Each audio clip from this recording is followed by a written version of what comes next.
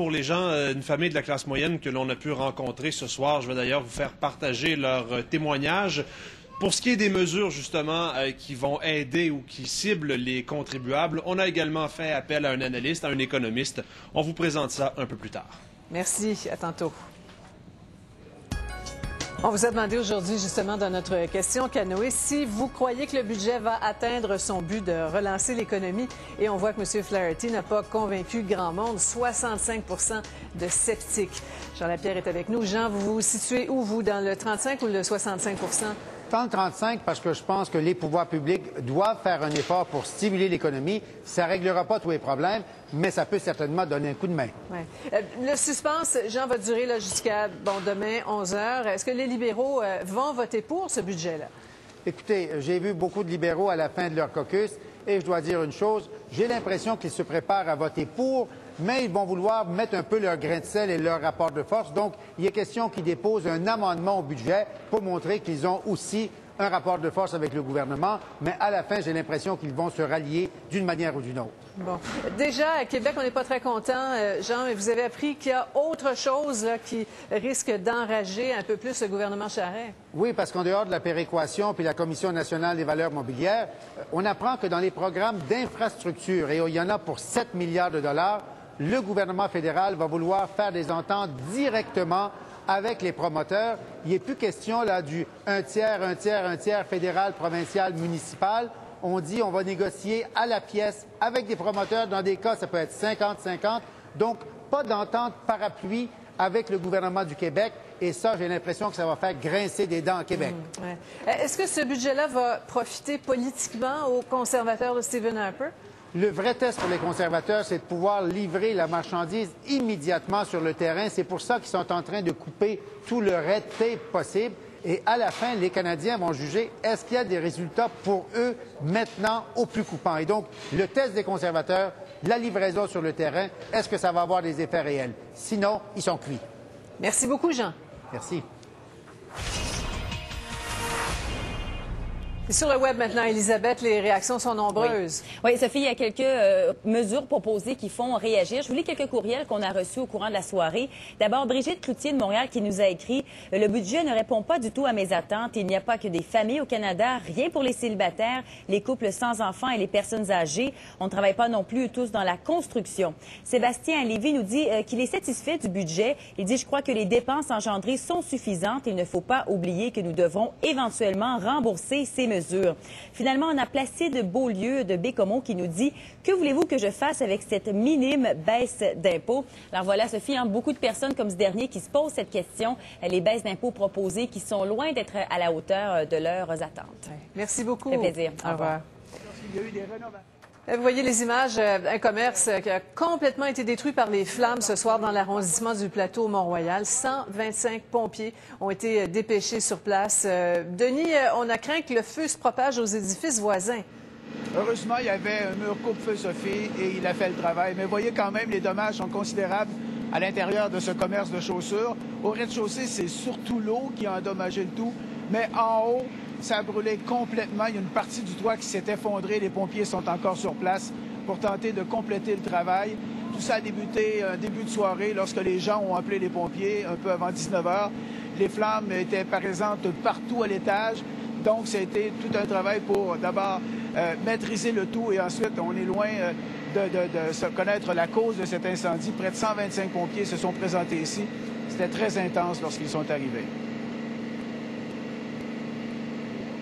Ensuite de ça, ça s'est propagé à un entrepôt, des tablettes de bois, des boîtes de carton, des chaussures. Donc, c'est devenu très violent et très vite. Les fenêtres ont éclaté. On a dû procéder avec une attaque défensive. Donc, de l'extérieur, on a vu des murs là, qui s'effritaient, qui tombaient. Oui, maintenant, Denis, ça risque d'être difficile de déterminer la cause de l'incendie?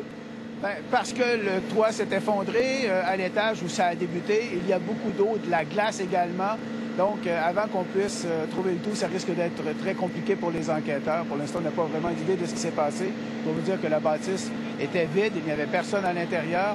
Et à côté, il y a un édifice avec 5 logements qui a été évacué, 2 commerces également, mais personne n'a été blessé, heureusement. Bien. Merci beaucoup, Denis. Au revoir. Au revoir. Colette, tempête à l'horizon. Oui, comme vous l'aimez, Sophie. Oui. Une belle bordée de neige. Vrai de vrai. Oui, c'est ça. On attend quand même, je vous dirais en général, entre 15 et 25 cm de neige. Je vous montre tout de suite avec la carte des systèmes, les accumulations. Tiens, allons-y tout de suite avec les accumulations. La région la plus touchée, étant donné que le système va passer au sud du Québec, ce sera la région de l'Estrie, entre 20 et 25 cm de neige. Ça, ce sont les accumulations totales jeudi, Sophie, donc jusqu'à jeudi. L'Estrie, la Beauce, pas l'Estrie, mais la Beauce, la Naudière, Mauricie, Québec et Bois-Franc. Un bon 15 à 20 cm de neige et plus on remonte vers le nord, donc les Laurentides et encore plus au nord, on aura 10, tout au plus 15 cm de neige. En se déplaçant vers l'est de la province, étant donné que la neige va commencer demain en soirée, se poursuivre jeudi, accumulation totale pour Carleton et Gaspé, 15 à 25 cm de neige. Alors, je vous rappelle que cette neige devrait commencer. Regardez le système dépressionnaire, c'est la tache verte que vous voyez au bas de l'écran. On va l'activer maintenant. Vous allez voir le déplacement pour les 48 prochaines heures. On veut pas se déplacer. Ça bouge pas, mais c'est pas grave. Vous allez comprendre que ça va passer au sud du Québec. Et ça commence demain entre 7h et 8h, demain en matinée pour Montréal. Vers midi pour la région de Québec. Le pire des précipitations ce sera demain en soirée. Donc, en après-midi, il y a quand même des vents qui vont causer de la poudrerie. Mais présentement, à Montréal, le ciel est encore dégagé. Il fait moins 14 degrés dans la région de Québec. Là aussi, le ciel est bien dégagé. C'est moins 17. Un peu plus tard, je vous montrerai les tableaux et les aperçus à long terme, Sophie. Merci, Colette. Sur une rivière des Prairies menaçante, une grenouille habituée se faire plus grosse que le bœuf. Martin Saint-Louis remet à Vincent Lecavalier. Lecavalier tire le but! Et le Canadien sur la glace de Tampa Bay a-t-il été menacé? Le sous-titrage de cette émission vous est présenté par la Capitale Assurance Générale, seule à offrir le programme d'assurance jeune famille, auto et habitation. Vous voulez voir plus loin qu'avec l'œil nu? Voici les optiques 10-50, les formidables jumelles haute puissance qui agrandissent les objets à 1000%.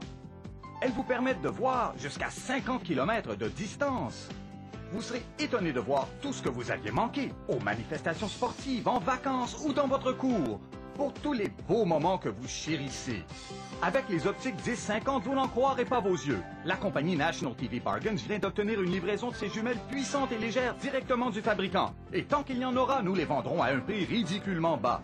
Normalement, vous devriez payer au moins 150 $ pour des jumelles de cette puissance. Mais maintenant, vous pouvez obtenir les optiques 10-50 pour seulement 39,98 $. Elles ont toutes les caractéristiques des jumelles haut de gamme. Le réglage instantané de la largeur des yeux et la roulette de réglage du foyer s'ajustent à vos yeux. Même les enfants peuvent utiliser ces jumelles anti-choc aux lentilles incassables. Je recommande les optiques 10-50 à tous les amateurs de sport et de plein air. Un coup d'œil et vous êtes au cœur de l'action. Elles sont légères, solides et durables. C'est fantastique. Mon mari a payé presque 1000 $ pour des jumelles. Celles-ci sont aussi bonnes, sinon meilleures. Il faut les voir pour le croire. Faites l'essai de ces jumelles haute puissance pendant 3 mois.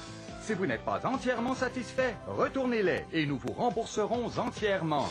Commandez les formidables jumelles optiques 10-50 et cet étui élégant, le tout d'une valeur de 150 $ pour seulement 39,98 $. Et ce n'est pas tout. Les 500 premières personnes qui appelleront recevront aussi le sensationnel Spice Scope secret d'une valeur de 25 $ absolument gratuitement. Ce merveilleux appareil léger et portatif vous permet de voir sans être vu sur une distance de jusqu'à 12 km. Et il sert aussi de loupe qui agrandit 24 fois. Ne manquez pas cette offre exceptionnelle du fabricant d'une valeur de 175 $ pour seulement 39,98 $.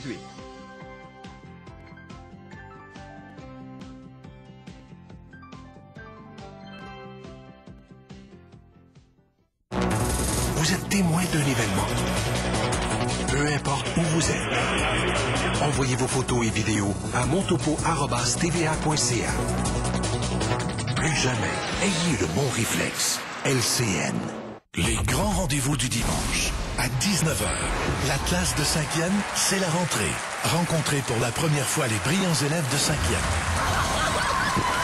À 19h30, spécial Le Banquier Vidéotron avec Julie Snyder. Est-ce que cette offre est acceptée ou refusée? J'espérais pas. Et à 20h30, Dieu merci, avec des transformations extrêmes et des performances surprenantes. Je m'en vais faire Ne manquez rien. Dimanche dès 19h à TVA. Le réflexe de regarder LCN. Des retards tout le temps. C'est panne par-dessus panne. Quand c'est pas l'aiguillage, c'est des portes qui gèlent, les transformateurs qui gèlent.